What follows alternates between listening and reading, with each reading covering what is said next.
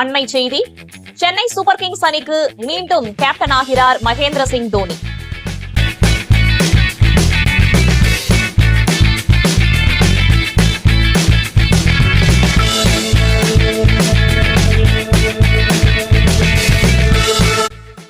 ஏன் திமிங்கலம் இவங்க திருந்தவே மாட்டாங்களோடா.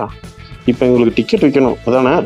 மேட்ச் ஜெயிக்கலன்னா கேப்டனை மாற்றாதீங்கடா, ஸ்ட்ராட்டஜியை மாற்றுங்கடா, பிளேயர்ஸை மாற்றுங்கடா. கேப்டனை மாற்றிட்டா மட்டும் உடனே சிஎஸ்கே ஜெயிச்சிருமா?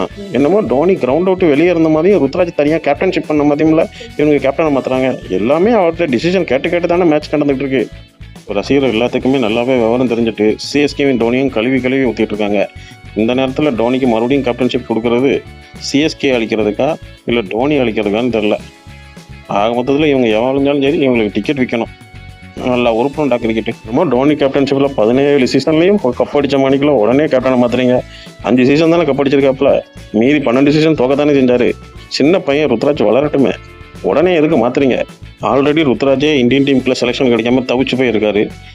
இதில் அவர் மேலே மேற்கொண்டு இந்த பிரச்சனையும் திணிக்காதீங்க.